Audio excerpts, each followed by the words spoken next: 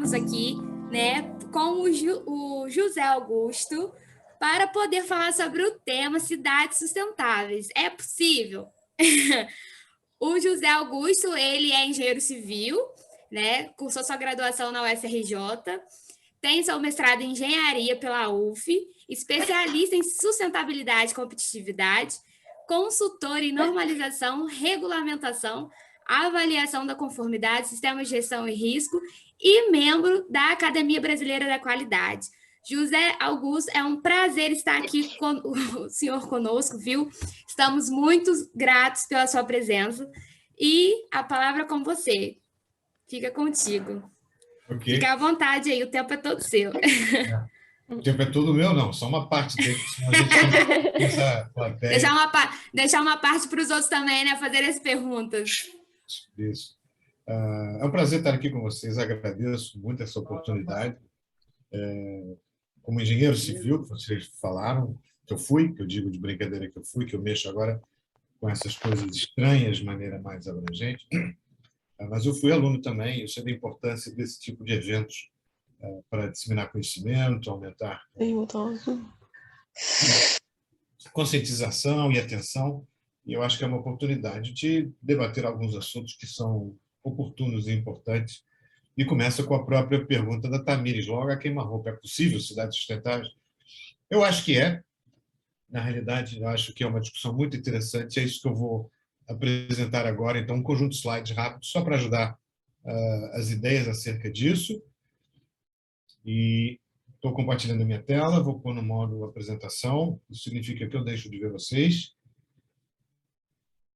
Eu só queria saber se vocês estão vendo a minha tela principal ou estão vendo aquela com 2 slides. Estamos vendo com a do slide.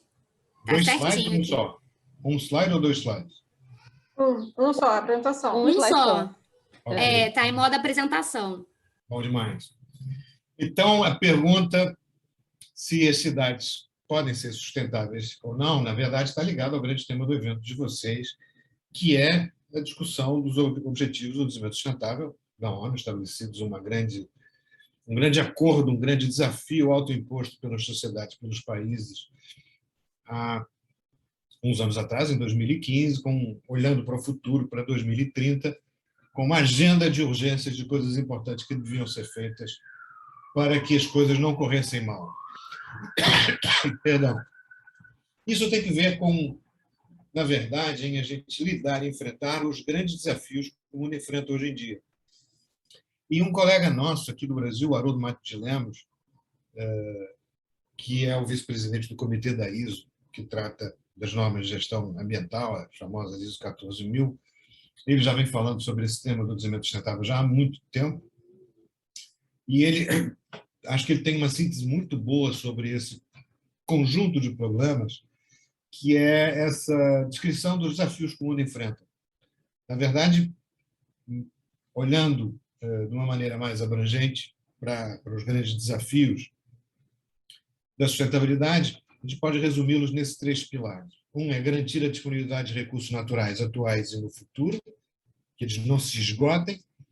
O segundo é garantir que não se ultrapasse os limites da biosfera para assimilar resíduos e poluição e reprocessar isso, porque senão há um processo continuado, usando um termo não técnico, de envenenamento do planeta. E, por fim, o terceiro, que é o outro tripé desse grande desafio que a humanidade enfrenta, que é reduzir a pobreza. E que é talvez uma das dimensões mais dramáticas do desenvolvimento sustentável, porque uma parte importante dos problemas e das soluções passam justamente por superar a pobreza no mundo. Hoje ou ontem, o Fórum Econômico Mundial publicou um vídeo para chamar a atenção sobre esses problemas, em que ele projeta os cenários daqui até 2100, caso a gente não consiga limitar o aquecimento global em 1,5 graus, que você já deve ter ouvido falar. Na verdade, é como se fosse um documentário em que dizia o que acontece daqui a 5 anos, daqui a 10 anos, daqui a 20 anos, daqui a 100 anos, e dizendo não conseguimos limitar em 1,5, já estamos em 4, já estamos em 5, e mostra a sequência de desastres, de catástrofes, de grandes desafios que isso implica. Na verdade, não termos sucesso com o desenvolvimento sustentável não significa que a Terra vai acabar. Significa que nós vamos acabar. A Terra passa a ser um planeta árido, despovoado, sem vida, com água e terra e rochas. E as cidades têm um papel muito importante nessa grande perspectiva do desenvolvimento sustentável, ou dos desafios.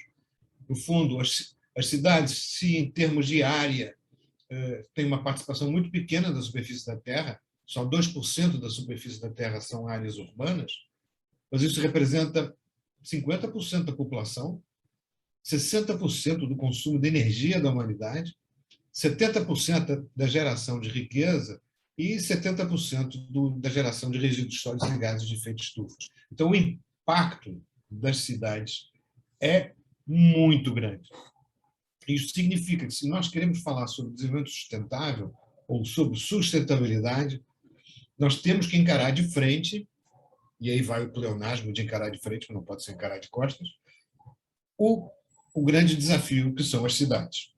E, no fundo, as cidades é o pináculo do conceito de desenvolvimento sustentável como um todo. No fundo, o conceito de desenvolvimento sustentável é um conceito de gestão da complexidade. Tá? Então, o desenvolvimento sustentável ele abrange um conjunto muito complexo, muito amplo, de questões que lidam com a chamada dimensão econômica, a chamada dimensão social e natural, a tripla linha base, o triple bottom line. E, neste contexto das cidades, portanto, com comunidades, com as suas interações, com a sua vida, e isso tem implicações a médio e longo prazo, estratégicas, operacionais e competitivas. Daí, então, se põe o desafio, na verdade, de ter a gestão da sustentabilidade. As cidades, hoje em dia, conforme elas estão operando, elas têm uma multiplicidade de questões, de assuntos, de temas, de tarefas, de atividades que convivem no cotidiano.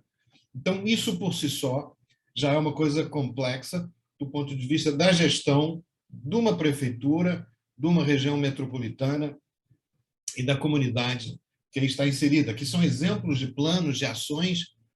Os termos são um pouco os que a gente usa no Brasil, alguns também que usa em Portugal, mas isso aqui é uma pequena amostra de algo que acontece nas cidades hoje. E nenhum desses itens, nenhum desses planos ou políticas ou programas, ele está isolado, ele está conectado e ele interage com uma série de outros. Então, há uma série de conexões, de interações, de superposições bastante complexa, que já é, por si só, o dia a dia das cidades.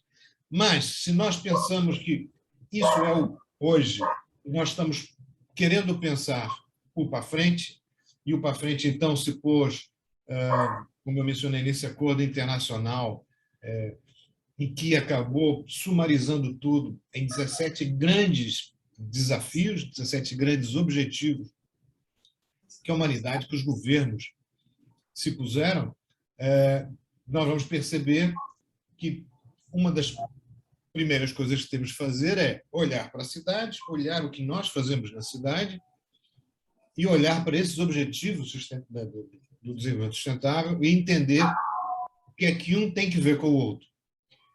Eu vou me concentrar hoje aqui, principalmente, não só porque há um objetivo de desenvolvimento sustentável específico para as cidades e para as comunidades, mas, na verdade, se nós olharmos para trás, nós podemos perceber que vários dos outros ODS têm que ver com as cidades. Erradicação da pobreza tem que ver, erradicação da fome, saúde de qualidade, tudo isso tem que ver com o corpo vivo sociopolítico que são as cidades. Mas, como eu disse, há um específico que olha para as comunidades e diz que esse é um grande objetivo também. Esse objetivo, inclusive, é um objetivo ambicioso. Eu aqui sumarizei bastante o que esse objetivo estabelece. O objetivo estabelece marcos para 2030 e alguns marcos intermediários para 2020 e chama a atenção para algumas questões importantes. Um é a percepção da qualidade de vida dos cidadãos, de como eles interagem com a sua circunvizinhança, com o seu entorno, e o outro tem que ver com uma preocupação grande da prevenção e da ação em relação a desastres naturais. Esse dos desastres naturais, existe um grande marco na ONU chamado Iniciativa de Sendai, que também tem esse horizonte temporal, 2015-2030, que tem o grande objetivo de tornar as comunidades humanas resilientes e mais capazes de reagir e suportar, enfim, os riscos de desastres naturais. Isso é uma iniciativa muito importante que gerou um monte de ações críticas, chaves para isso, que são visíveis no nosso dia a dia quando a gente ouve falar sobre defesa civil, sistemas de alerta, etc. Isso é um exemplo das coisas que estão envolvidas na iniciativa de Sendai. Então, o ODS 11, eu não pus mais detalhes, ele se quebra, se desdobra numa porção de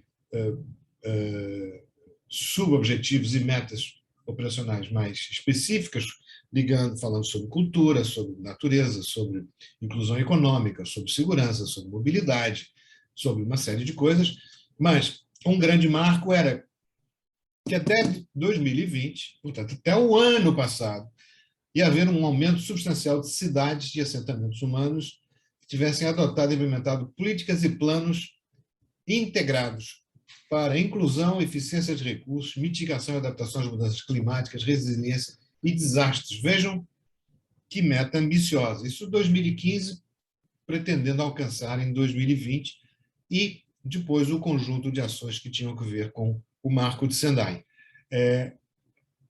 Nem tudo foi alcançado, poucas coisas foram alcançadas, na verdade, né? Só para voltar atrás aqui. Então, quando a gente olha esses grandes objetivos e o ODS 11, nós olhamos para como a cidade está sendo gerida, com o que ela está fazendo, etc. e tal. Esse é o ponto, então, que agora começa a ser posto aos gestores. E às cidades? Porque o desafio das cidades sustentáveis não é exclusivamente do poder público, é da comunidade como um todo. Então, o próximo passo é pensar como é que eu combino isso que a cidade já faz, os seus planos futuros, etc., com esses objetivos do desenvolvimento sustentável, e eu me asseguro que em cada ato que eu estou fazendo, eu consigo contribuir para melhorar o desempenho da cidade em relação a esses objetivos. Bom, e aí, voltando à pergunta da Tamires, cidades sustentáveis, e a pergunta que se faz, então, o que isso quer dizer, afinal? Ora bem, nós que trabalhamos com sustentabilidade, a gente costuma dizer que não tem nada sustentável. O que existem são coisas mais sustentáveis que outras. Sustentabilidade é um estado em evolução, transiente, de algo que se procura alcançar, mas é um alvo móvel. O desenvolvimento sustentável é um alvo móvel. Portanto, estamos sempre em busca do aprofundamento e da melhora do desempenho da sustentabilidade, e não se imagina que se chegue a um estado de alguma coisa que diga agora isto é sustentável, porque sempre se poderá pensar num passo adiante. Então, a ideia é como contribuirmos para termos cidades mais sustentáveis. E isso passa, então, por gerir a complexidade dentro dessa visão da tripla linha base, portanto, nessas três dimensões, ambiental, social e econômica. Sim? Diga? Foi uma pergunta? Ou foi um microfone inadvertidamente? Acho que não, professor. Foi o microfone. E, portanto, eu aqui já planto uma ideia que o grande desafio, o que é factível, o que faz sentido, é ter uma visão de gestão, de gerir a sustentabilidade, gerir todas as ações na busca desses objetivos, desses alvos. E aí surgem logo algumas perguntas desafiadoras. Muito bem. Uma das coisas importantes para se conseguir construir isso é construir uma visão comum da sociedade, da comunidade. O que é para nós, da comunidade onde a gente vive, da cidade, qual é a nossa visão do desenvolvimento sustentável, o que é o relevante para a nossa cidade. O que vale para o Rio de Janeiro não necessariamente vale para Paris, não necessariamente vale para a Conceição do Mato Dentro, porque tem que refletir o contexto tanto interno quanto externo, tanto os aspectos socioculturais quanto os aspectos ambientais, a dimensão econômica. Portanto, o desafio da sustentabilidade de cada cidade é singular. E isso deve ser traduzido, então, numa visão comum, com alguns balizamentos que têm que ver com uma visão geral de convergência do entendimento do que é sustentabilidade. Bom, a gente consegue construir uma visão comum, mas o que é o prioritário? Por onde é que eu começo? O que é crítico? E como é que eu articulo esse tapete, esse mosaico de um monte de atividades que eu já faço, que eu tenho que continuar fazendo e que eu devo começar a fazer, que tem que ver com o dia a dia da cidade. Portanto, lidar com o hoje e lidar com o futuro. E foi nesse contexto, então, que ocorreu pensar-se se as normas técnicas não poderiam dar uma contribuição para isso. Elas não são uma solução única, absoluta, não são uma panaceia, mas as normas técnicas, em particular as normas de sistemas de gestão, elas já mostraram que elas podem contribuir para resolver ou para ajudar a resolver problemas muito complexos. O caso mais conhecido, mais emblemático, pioneiro, foi a gestão da qualidade, e isso passou a evoluir de uma maneira que se percebeu que o método podia ser aplicado para outro tipo de problemas complexos. Começou-se a usar essa abordagem, por exemplo, em relação ao ambiente, à interface das empresas, das organizações com o ambiente, o conceito de gestão ambiental. Percebeu-se que isso podia ter eficácia também em saúde e segurança ocupacional, e se percebeu, portanto, que havia um leque grande de problemas complexos para os quais, eventualmente, um conjunto de normas técnicas podiam contribuir para chegar-se a uma solução e chegar-se a uma evolução positiva do problema. É nesse contexto, então, que a própria ONU Habitat, que é um órgão da ONU que lida às questões da urbanidade, das comunidades, propôs, então, que se pensasse numa agenda internacional de normalização para apoiar o desenvolvimento sustentável. Acho que vale a pena mencionar também que, em relação ao Marco de Sendai, a questão das catástrofes, dos desastres, houve uma aproximação semelhante. Alguns comitês da ISO, em particular o comitê da ISO que trata da gestão de riscos e o que trata das continuidades dos negócios e da segurança da sociedade, foram solicitados a desenvolver um conjunto também de normas que suportassem a abordagem como lidar com emergências, com catástrofes, com desastres. E aí surgiu um conjunto muito interessante de normas da ISO, normas internacionais, que tratam de muitos aspectos ligados à gestão de emergência, continuidade de operações, continuidade de negócio, enfim, que formaram uma base muito positiva para permitir que os países, as comunidades, as organizações tivessem mais meios, mais recursos para reagir em casos de emergência, de catástrofe desse tipo.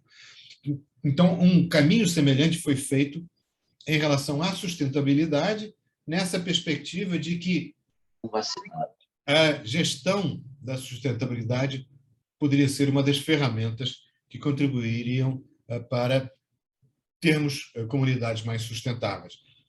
Começaram a se produzir muito conhecimento sobre esse assunto, algumas publicações foram feitas pela própria ISO e sustentabilidade das cidades, como é que se plantam as bases para uma cidade buscar ser mais sustentável, até que se chegou a uma norma específica que trata da gestão da sustentabilidade em comunidades. Isso está estabelecido num comitê técnico, a ISO é um organismo internacional de normalização que trabalha com representantes voluntários de países técnicos, especialistas, como eu, como vocês podem ser também. Isso se organiza em comitês técnicos, e esses comitês técnicos, então, desenvolvem planos de trabalho para atender a essas necessidades, E aí foi constituído um comitê específico para cidades sustentáveis, que é o Comitê 268. Os comitês internacionais têm um número normalmente, e é o TC 268, que tem um programa de trabalho bastante abrangente, bastante ambicioso, e ele planta as bases do conceito de comunidades sustentáveis, conecta isso com o conceito de comunidade resiliente e com os instrumentos que a sociedade vem desenvolvendo para serem inovadoras, que é o conceito das cidades inteligentes, smart cities. Então, a primeira ideia importante que a gente não pode perder aqui é, para ser uma smart city, tem que ser uma cidade sustentável. Smart city sem sustentabilidade é um contrassenso. Na verdade, é um equívoco brutal. Esse comitê distribuiu o seu trabalho em grupos. Então, tem um que trata de como avaliar o desempenho das cidades.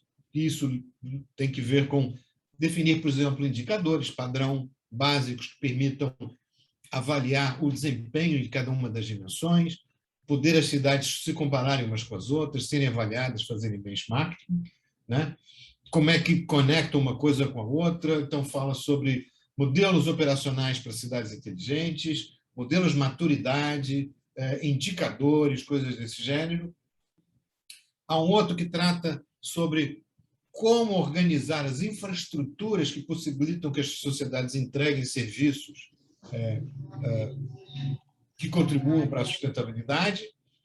Tem a central que trata de como é gerida a cidade nessa perspectiva, e há um conjunto, depois, de outros documentos técnicos que contribuem para alguns aspectos mais específicos, mais operacionais.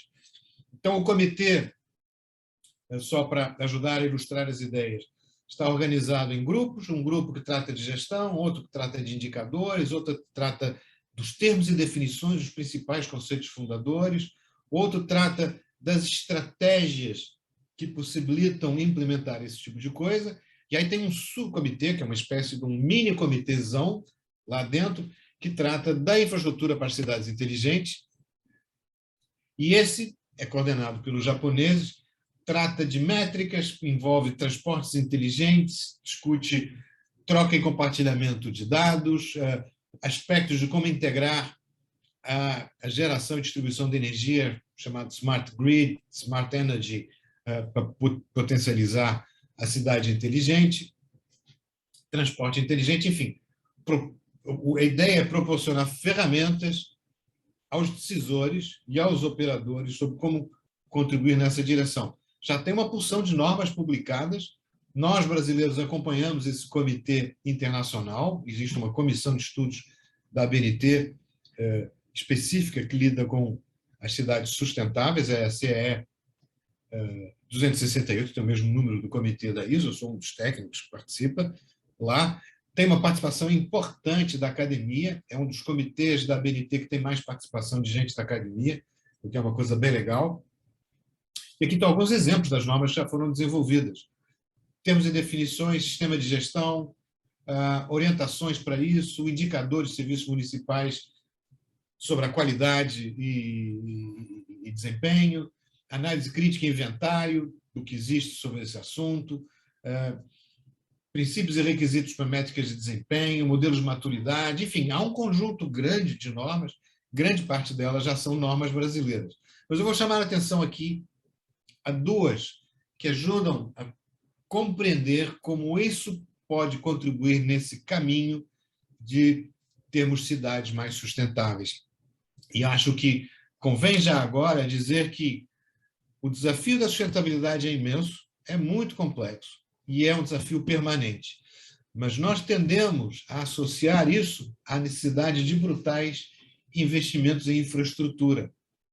É verdade, precisa de investimento em infraestrutura urbana para se fazer uma série de coisas melhor do que se faz hoje. Mas uma parte grande do que precisa ser feito não é hardware, é software. É a maneira de nós pensarmos a cidade, de nós a usarmos e nós utilizarmos de maneira inteligente e de maneira mais benéfica ou mais positiva os recursos e a maneira de viver nessa cidade. E penso que, com o que eu vou mostrar agora, pode lhes dar algumas ideias acerca disso. As duas normas que eu quero chamar a atenção é a norma de indicadores para qualidade de vida urbana e qualidade dos serviços prestados por uma cidade, e a norma que trata de um sistema de gestão da sustentabilidade de uma comunidade. Essas duas já são normas brasileiras, normas adotadas no Brasil. Então, a primeira, ela desenvolveu um conjunto harmonizado e consensual ao nível internacional de indicadores que permitem avaliar como a cidade está em relação à prestação de serviço aos seus cidadãos e os seus efeitos no seu entorno e em relação às expectativas da sociedade, que é a norma 37.120. O objetivo principal, então, é ajudar a medir a gestão do desempenho dos serviços urbanos ao longo do tempo, com isso permitir também medir a qualidade de vida do cidadão.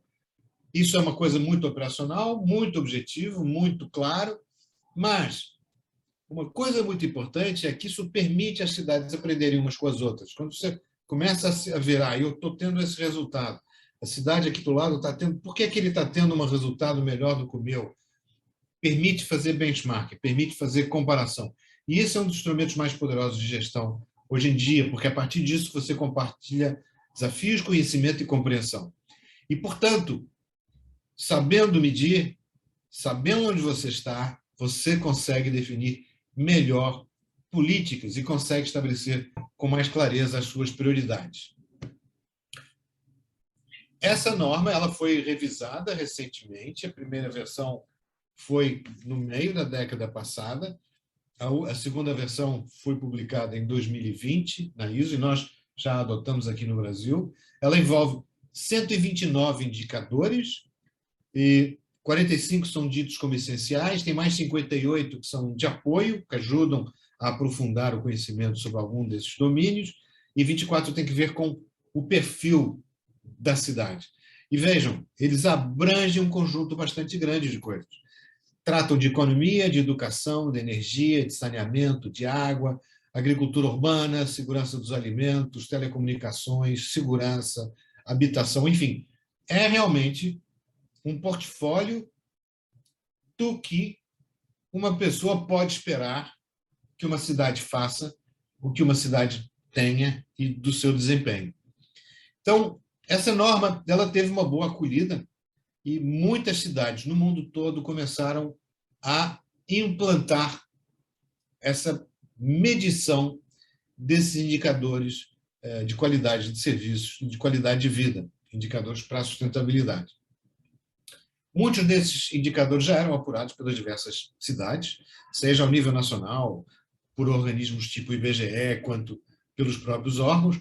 O que é importante aqui é que cada um desses indicadores, a maneira de medi-lo, ele foi harmonizado em nível internacional. Então, em Wuhan, na China, em Hannover, na Alemanha, e as primeiras cidades brasileiras estão implantando isso, São José dos Campos, por exemplo, Salvador, começa a se medir da mesma maneira. E, portanto, pode-se analisar e comparar os resultados disso. Hoje, há centenas de cidades no mundo todo que implantaram esse sistema de indicadores. No Brasil, algumas poucas cidades, mas há algumas cidades que estão seguindo esse caminho. E muitas cidades, então, como eu disse, se envolveram implantando as normas. Essas normas, inclusive, permitem que você certifique que a cidade tem o sistema de indicadores de acordo com a norma da ISO. E isso gerou um pouco de mal-entendidos, na minha opinião. Porque muita gente começou a implantar, eu implantei os indicadores. Implantar os indicadores como, pronto, eu já sou sustentável porque implantei os indicadores. Na verdade, não é bem assim.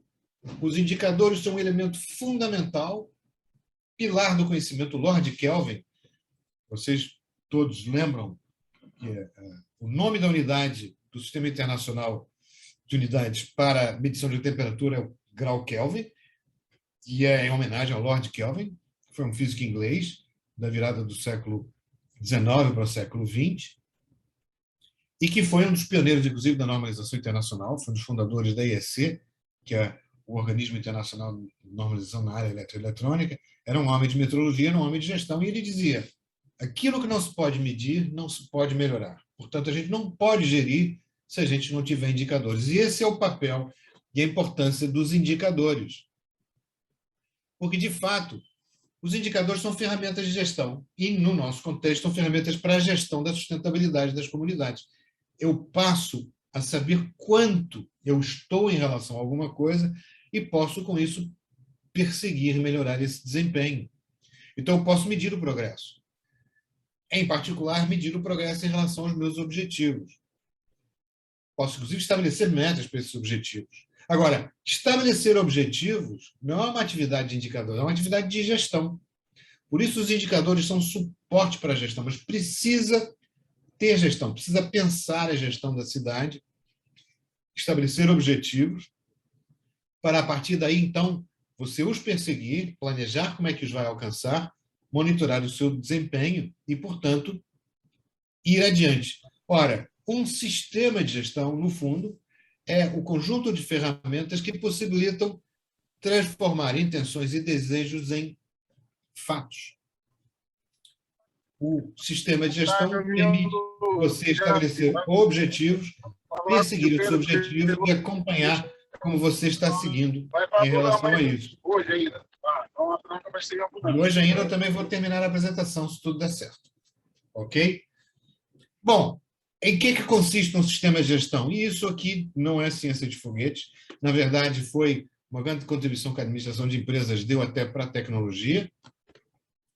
E significa que você estabelece um conjunto de objetivos e planeja e atua para assegurar que esse objetivo se converta num resultado deliberado e perseguido. Isto é, você deixa de estar à mercê do acaso e passa a perseguir um objetivo pretendido e afirmado. E o exemplo da qualidade foi um exemplo que mudou a cabeça das pessoas, porque uma das grandes revoluções tecnológicas do último quarto de século do século XX foi justamente a emergência do sistema de gestão, a partir do sistema de gestão da qualidade. Lembrem, o Ford não revolucionou a indústria automobilística porque inventou um motor novo. O que ele inventou foi uma nova maneira de gerir a produção de automóveis. Então, alguns dos saltos tecnológicos são decorrentes não de hardware, mas de software. E os sistemas de gestão da qualidade mostraram que o que até então, ao longo de todo o século XX, que tinha sido a evolução da manufatura, do artesanato para a manufatura, para a produção seriada, e que culminava na geração dos vossos pais com os caras do controle da qualidade, que era aquele cara que ficava no final da linha de produção examinando tudo que era produzido e rejeitava o que estava com defeito e deixava seguir em frente o que ia, para uma atitude que dizia assim: a gente não pode mais conviver com controlar só no fim da produção. Controlar no fim da produção é fazer autópsia. O cadáver já está lá. A gente precisa prevenir e assegurar que produz com qualidade. E, portanto, a qualidade deixou de ser um resultado ocasional para um objetivo planejado e, portanto, um resultado objetivo sistematicamente. Isso não surgiu por acaso. Várias indústrias precisavam que se assegurasse a qualidade. A indústria nuclear, a indústria aeronáutica, a indústria militar, não podiam correr o risco de chegar no fim e descobrir e não funcionou. Portanto, isso é uma mudança de mindset, de conceito, de atitude que se mostrou revolucionária. Passar a pôr no centro da gestão o objetivo que se procurava pretender para a organização e, portanto, inicialmente com a qualidade, pôr a qualidade como um dos objetivos da gestão e não algo colateral e, portanto, a partir daí, gestão ambiental e outros aspectos. Isso foi a grande revolução. Isso consiste em você estabelecer uma política, um objetivo afirmado pela alta direção, pela liderança, planejar como é que você faz isso, e aí você implementa e opera isso, aí você verifica, faz uma análise crítica, aprende com os erros e melhora. Cria uma espiral de melhoria contínua, é o chamado PDCA, Plan, Do, Check, Act. Não quer dizer pode deixar que eu corra atrás. Antes, é o oposto disso. Eu planejo e vou perseguir o meu resultado e vou, com aproximações sucessivas, melhorando continuamente os meus resultados.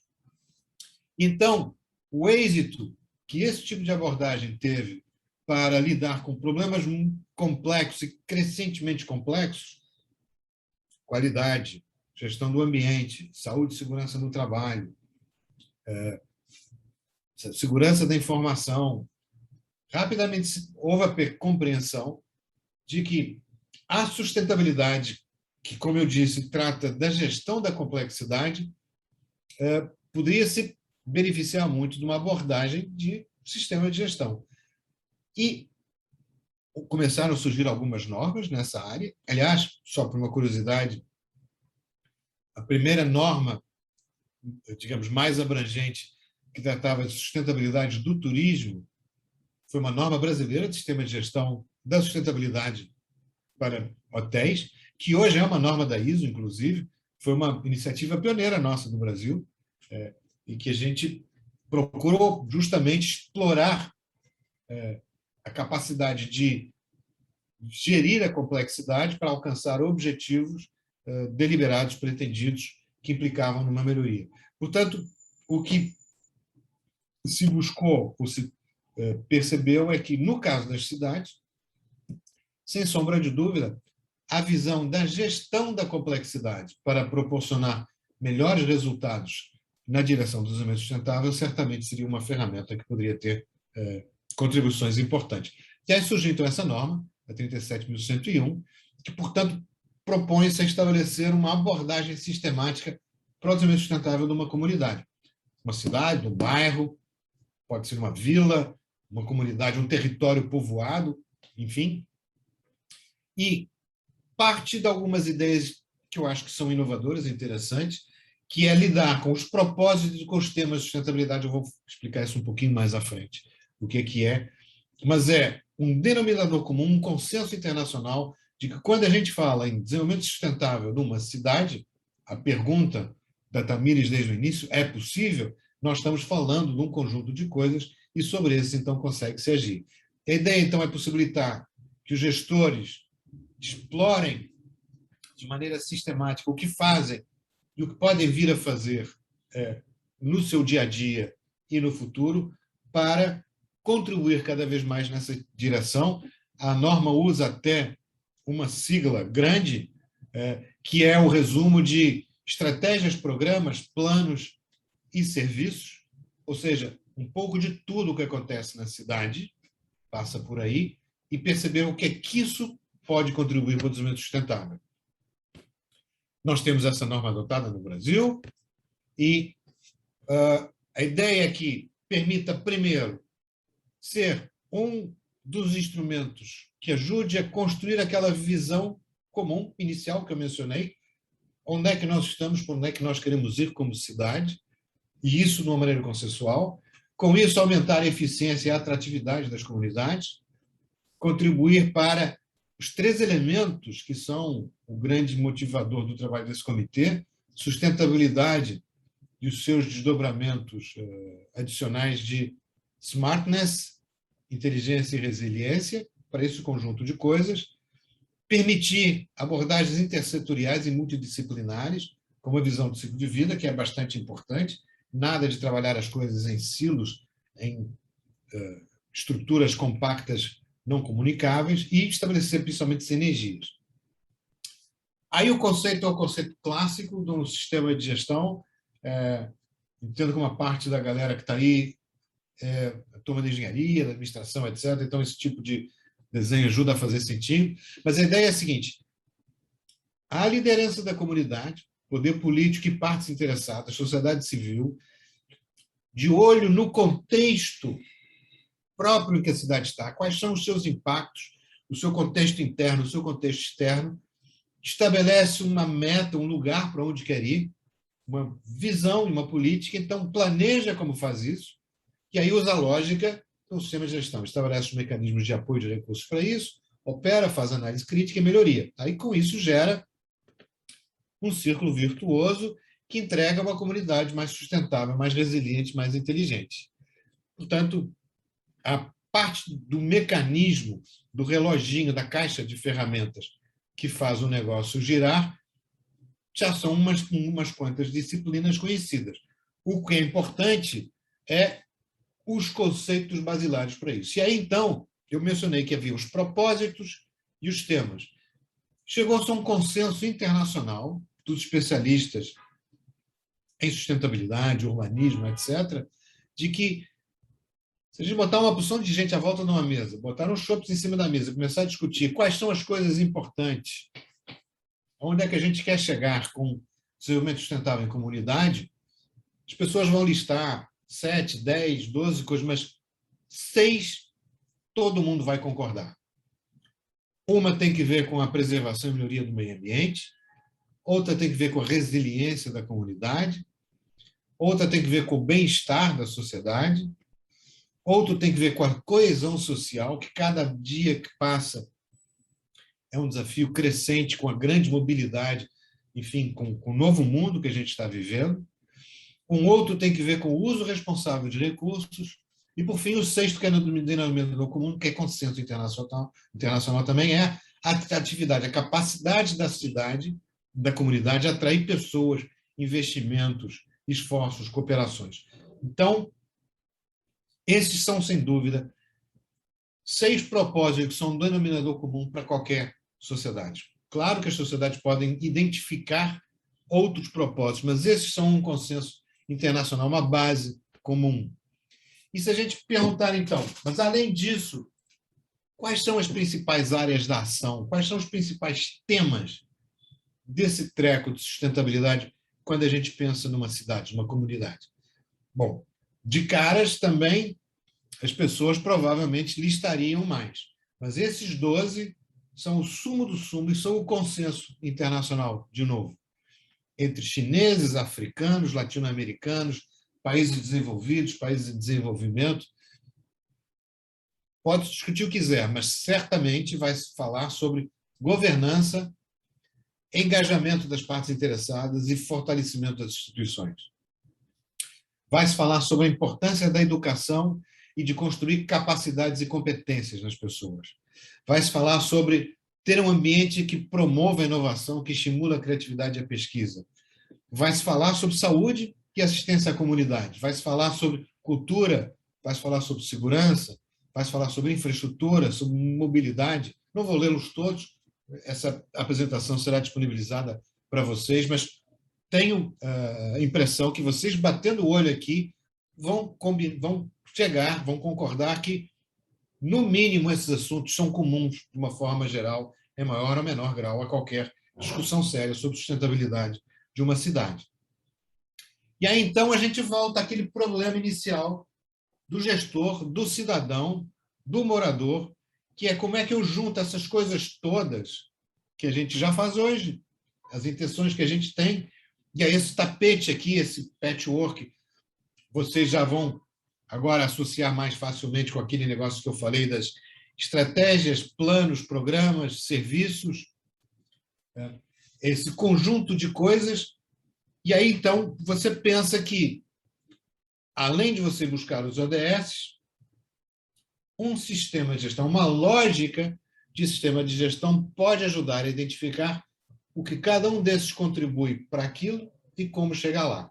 Eu acho que agora é o momento certo de dizer que, quando eu falei da norma 37.120, aquela dos indicadores, lembra que eu falei? A dos indicadores tem uma coisa muito interessante, que ela tem 2 anexos. Um dos anexos correlaciona aqueles indicadores todos com os propósitos e com os temas. E um outro anexo correlaciona também os indicadores com os ODS, não apenas com o ODS 11. O que cada um daqueles indicadores significa em cada um dos ODS, se ele contribui ou não. Ou seja, o conjunto de indicadores proposto pela ISO para suportar o sistema de gestão, ele é um balizador, é um conjunto de vetores que aponta para os ODS, de maneira que a norma de sistema de gestão e a articulação dos propósitos com os temas são o campo de trabalho para conseguir se entregar os resultados relacionados com os ADS. E a maneira de fazer isso é simples, no fundo. Na verdade, consiste em uma lógica clássica de estabelecer um sistema de gestão num processo de engajamento das partes interessadas, os moradores, os cidadãos, as empresas, as academias, ONGs, o poder político, de estabelecer uma visão e a política de sustentabilidade daquela comunidade. Lembra que eu falava como é que a gente constrói uma visão comum? Porque a partir dessa visão, você consegue derivar uma política, e a partir dessa política, então você tem objetivos. E aí você olha para a sua cidade, lembra o tal da história do contexto? Você olha para onde você está e estabelece uma linha base, um baseline, do ponto em que eu estou agora em relação àquelas coisas. E com isso, eu consigo estabelecer, então, objetivos e metas e definir estratégias e um plano de ação para chegar lá. E aí trata-se de implementar, monitorar e acompanhar o que é que está acontecendo de fato.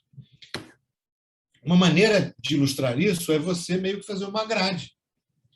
Então, você pode, para cada uma das ações e das atividades e dos planos e das iniciativas e dos serviços que já existem na cidade, você pode olhar para cada um deles e dizer assim, o que é que isso tem que ver com atratividade? Isso tem que ver com bem-estar? Isso tem que ver com coesão social? Entrega alguma coisa para isso? E pode olhar para os 12 temas e diz, isso tem que ver com governança? Isso tem que ver com educação?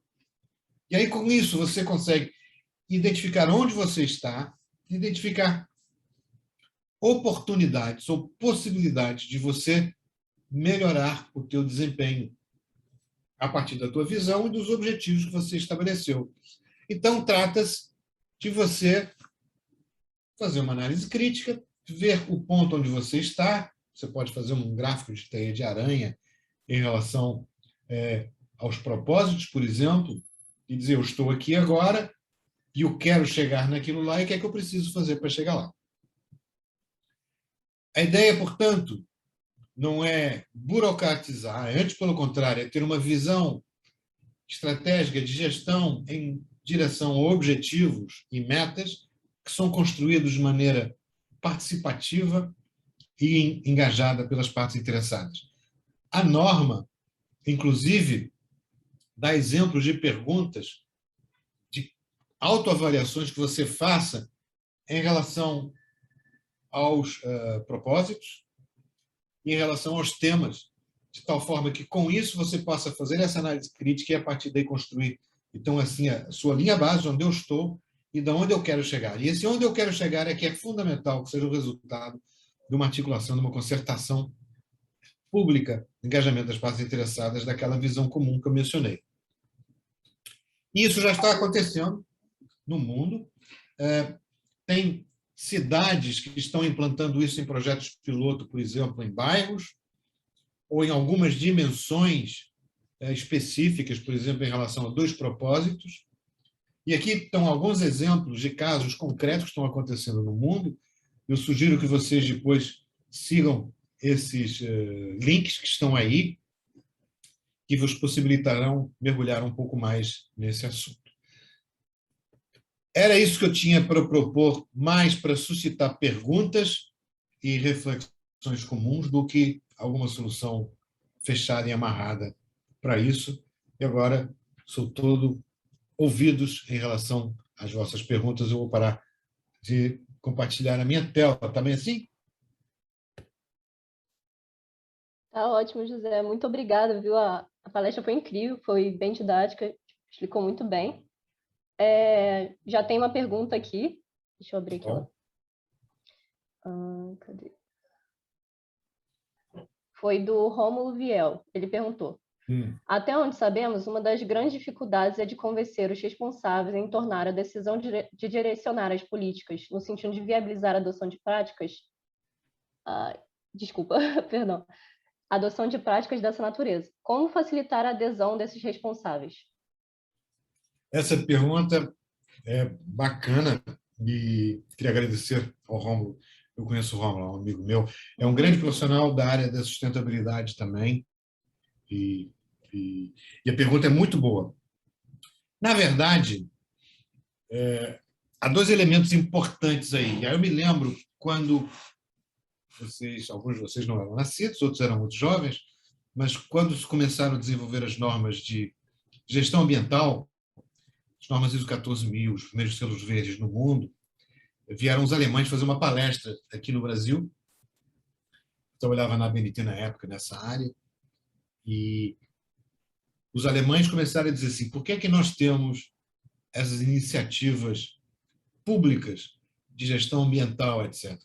Porque nós temos um partido verde na Alemanha. Por que é que a gente tem um partido verde na Alemanha? Porque tem eleitores na Alemanha que se preocupam com isso.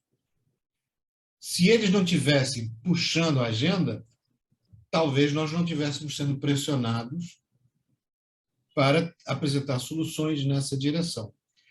E, na verdade, o mesmo se passa do ponto de vista das cidades e da sensibilidade das lideranças municipais ou dos gestores públicos em relação a isso.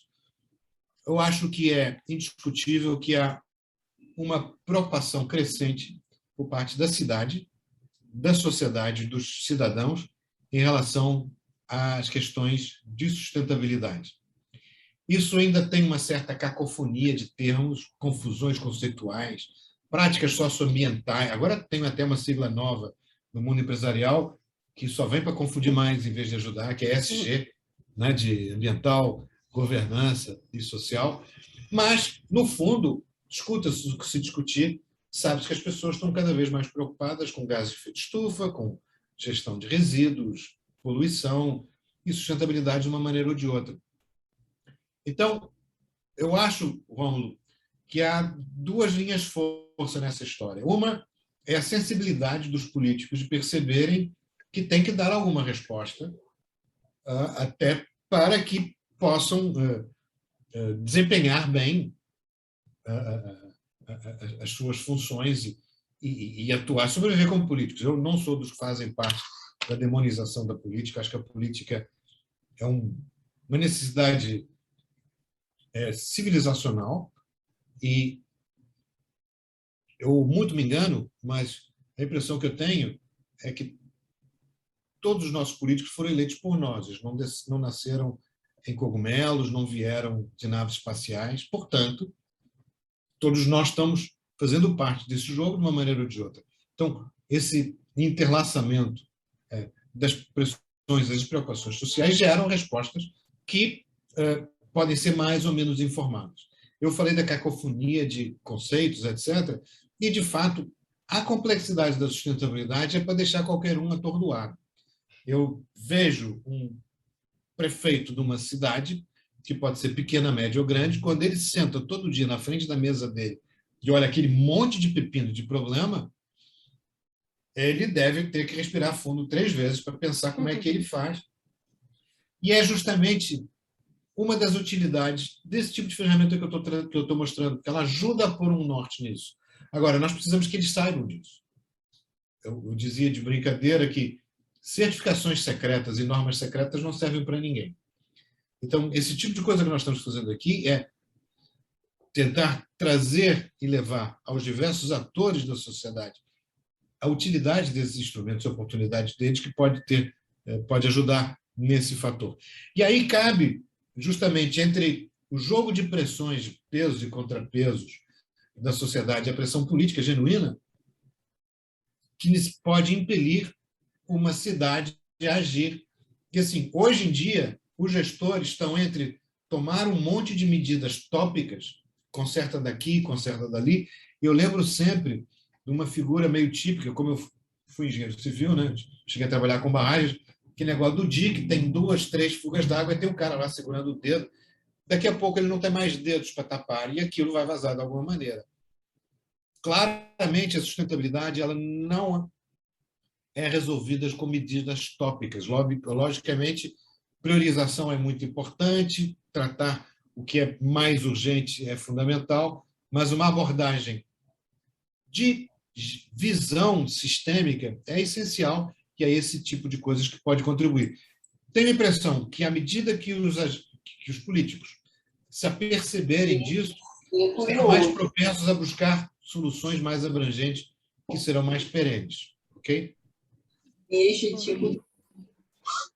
Acho que é importante também a população, né, se envolver, Claro. poder cobrar também os políticos, né? Porque somos nós que cobramos deles. Se nós não os cobrarmos, quem é que vai cobrar? É nesse sentido que eu digo os pesos e contrapesos.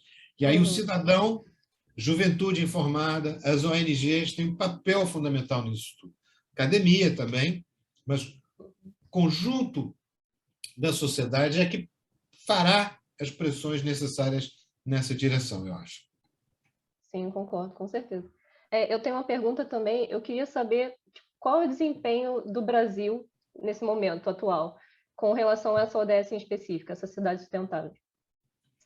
Como está mais ou menos? Sinceramente, em termos codificados, tecnicamente estabelecidos, eu não sei. Nós somos um país com mais de 4.000 municípios, né?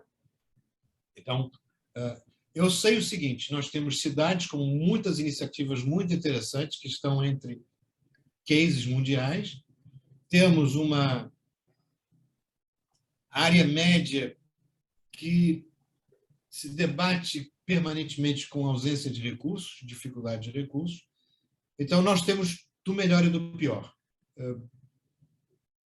Sinto que há alguma sensibilidade por parte das cidades, particularmente das médias cidades, de algumas cidades pequenas, que estão em ambientes que há maior sensibilidade, a sustentabilidade de propensão nisso, mas sinto que ainda há muita falta de informação e, portanto, eles estão meio perdidos sobre como fazer e, nesse sentido, eu penso que faltam ainda políticas públicas mais articuladas nessa direção. Nós já temos algumas coisas interessantes. Não sei se vocês já ouviram falar do Centro de Gestão de Estudos Estratégicos, é uma fundação ligada ao Ministério de Ciência e Tecnologia, o CGE, e ele tem um observatório das cidades sustentáveis, onde ele compartilha um monte de experiências brasileiras sobre isso.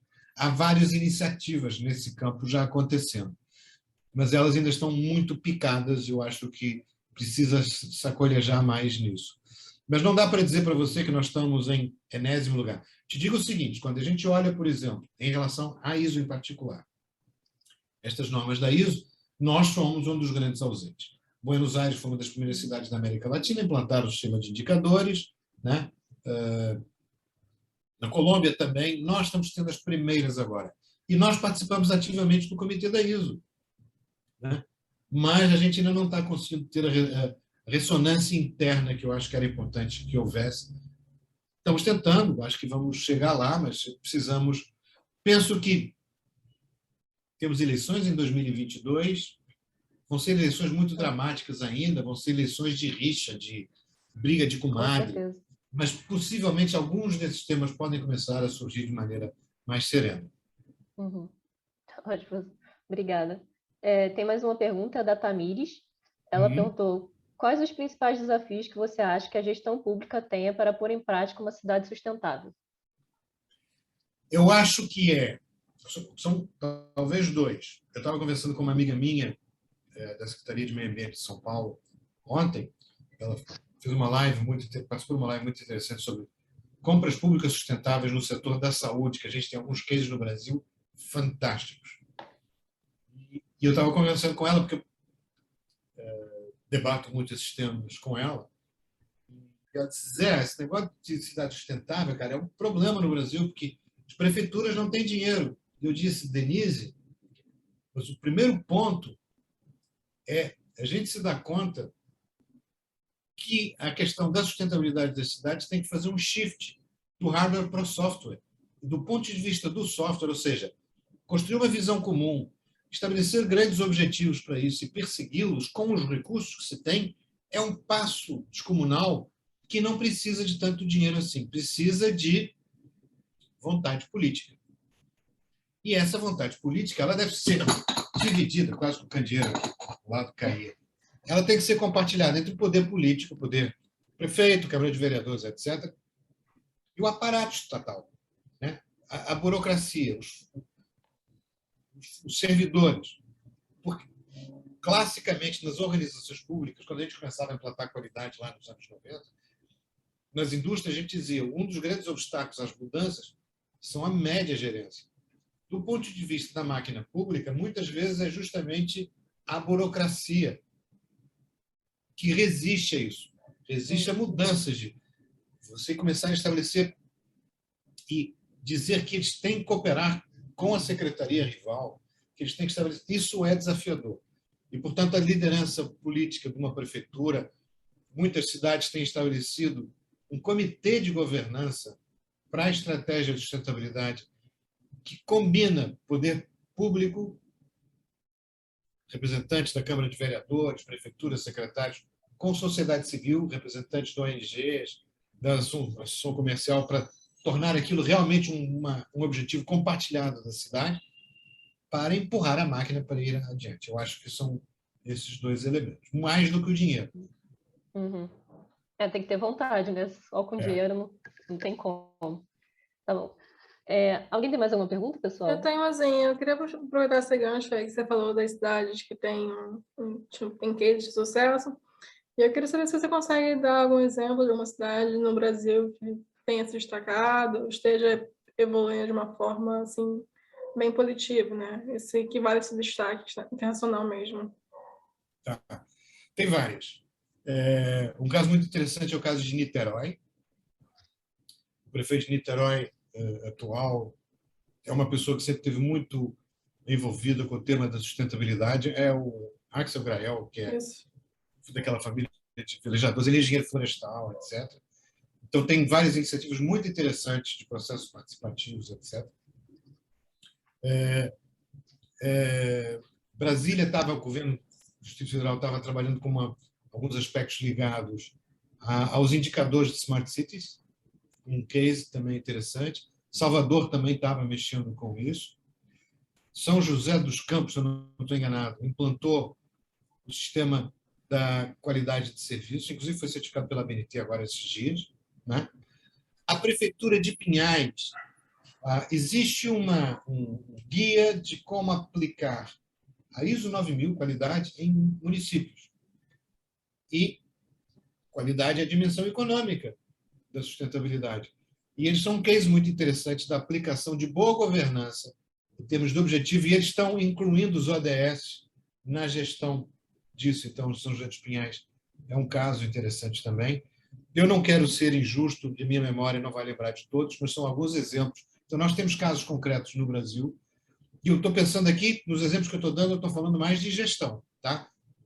Obviamente, há uma série de casos muito interessantes de políticas de residuição, políticas de mobilidade, etc. E há um grande programa do Estado de São Paulo, que eu sempre me troco o nome, mas, enfim, é um programa de Cidades Azuis e Amarelas, enfim, tem um nome assim, ligado a cores, mas é uma grande iniciativa do governo estadual de estimular as cidades de São Paulo, do Estado, a implementarem boas práticas de sustentabilidade. Não tem ainda essa visão sistêmica, mas tem muitos resultados concretos interessantes. Então, há casos muito interessantes no Brasil todo, sim. Inclusive, falando sobre precisa do desafio de compilá-los e disponibilizá-los para se poder fazer benchmark. Inclusive, falando sobre o Estado de São Paulo, eu fiz um trabalho recentemente sobre as cidades inteligentes. Eu sei que você falou sobre a questão dessa paridade, né, entre cidades inteligentes e cidades sustentáveis, mas realmente há muita cidade dos tops, né, de São Paulo, que são do Estado de São Paulo, né? Algumas cidades meio que no interior de São Paulo, a própria capital também tem alguns programas muito bons, né? E realmente eu vi muita coisa em São Paulo mesmo. Mas repare, Fernanda, há alguns, como é que eu vou dizer isso de uma maneira elegante?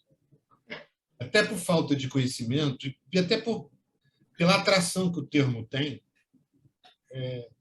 o cara pensa assim, pô, vou ser cidade sustentável ou vou logo ser uma smart city? Mas bonito, como se fossem excludentes, entendeu? E, obviamente, nós vivemos na era das startups, etc. e tal, fica todo mundo fascinado com essa coisa pirotécnica da tecnologia, todo mundo quer ser smart city. E nós dizemos, cara, não dá para ser smart city se não for a partir da sustentável. Isso é inviável.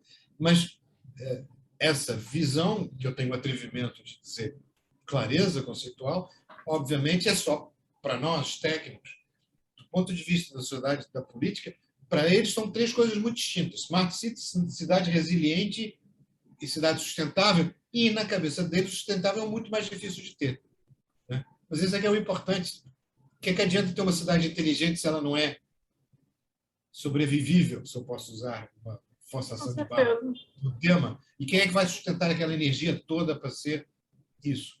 Portanto, faz parte dos mitos com quem a gente tem que lidar, e esse esforço grande de persuasão, de convencimento, de esclarecimento que a gente deve fazer acerca disso. Perfeito. Inclusive, falando sobre a sociedade sustentável, a gente deve ter uma palestra também com o Luciano Paz, né, que ele é o secretário do Clima de Niterói, né, então foi um case bem interessante, a Secretaria do Clima em Niterói, que ela realmente traz muito a questão da cidade inteligente, a cidade sustentável, e atua isso de forma bem transversal ali, com várias secretarias também. Então, eu moro em Niterói também, e eu vejo realmente muita coisa interessante na cidade, assim, dando proposta na cidade. Eu também moro em Niterói. Mas alguém tem uma pergunta? Alguém? Pessoal, pode abrir o áudio também se quiser, tá? Não fiquem envergonhados. Não fiquem tímidos. Eu também queria saber, de repente, a sua opinião sobre como que a sociedade civil ela consegue ajudar meio que empurrar, né, os políticos a tornarem as cidades mais sustentáveis, né? Então, como que a sociedade pode se organizar para isso poder acontecer?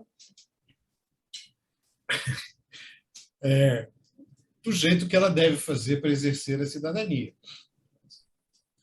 Uma parte é se informar, que não é tão fácil hoje em dia.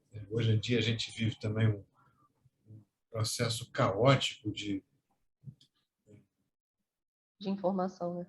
Informação contraditória, informação incompleta, etc. Há uma mitologia toda à volta disso, e em alguns casos chega a ser deletéria, mas faz parte da sociedade como um todo, e do exercício da cidadania, buscar informações sobre isso. Penso que a academia tem um papel importante sobre esse assunto, sem sombra de dúvida, os meios de comunicação também. As ONGs certamente são um elemento que contribui para isso. E o exercício como cidadão. Eu sei que não é uma prática muito corrente, pelo menos nós no Rio, a gente não conhece os vereadores da nossa cidade, nem em Niterói, nem no Rio, nem em cidades menores do estado do Rio até sim, mas nas metrópoles há um distanciamento grande do político com o cidadão, mas essa agenda tem que cada vez mais ser posta de uma maneira responsável em cima da mesa, e eu acho que esse exercício é o caminho para chegar lá. Sim. Quanto mais os políticos perceberem que isso passa por votos, mais propensos eles estarão a investir esforço nisso. Certamente, com certeza. Acho que é muito importante também ter uma educação ambiental para a população, que vendo essa educação, mais as pessoas vão poder cobrar os políticos, sabendo o que está falando, né? Porque não adianta cobrar e não tem informação para eles.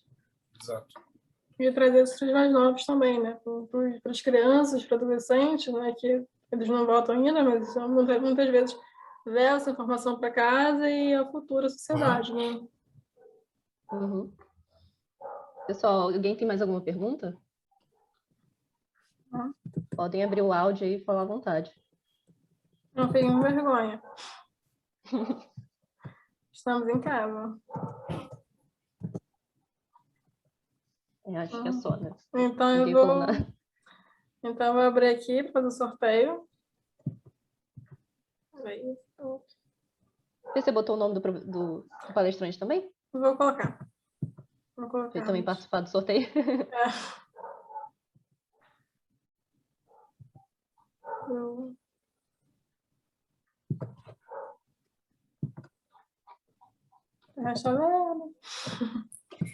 Quero ver quem será o sortudo da vez, hein? Vamos ver. Vamos ver. Gente, se quiserem abrir o microfone para fazer algum comentário só, nem precisa ser uma pergunta, falar sobre a palestra, abrir um diálogo, fiquem à vontade. Sim. Eu venho para elogiar, que foi uma excelente palestra, né? Elogiar sempre é bom. Eu tô vendo aqui no chat que o pessoal tá elogiando super a palestra, viu, José? É? Muita coisa. Fez sucesso, teve bastante gente. Obrigado. Eu vou botar aqui agora um link que é de uma live que eu vou participar às 7 horas, daqui a pouco, da Academia Brasileira da Qualidade, discutindo qualidade e inovação. Então, se vocês estiverem interessados, é só ir lá. A gente vai estar lá. Hoje vai ter também, eu até achei interessante, mas hoje vai ter um curso também de desvendando a ODS da ABS. Também quem quiser participar. Ok. Nós, depois da academia, vamos fazer uma outra sobre sustentabilidade no Brasil, vai mais amplo, vai ser em 13 de outubro. Eu mando para você os posters, viu, Fernanda?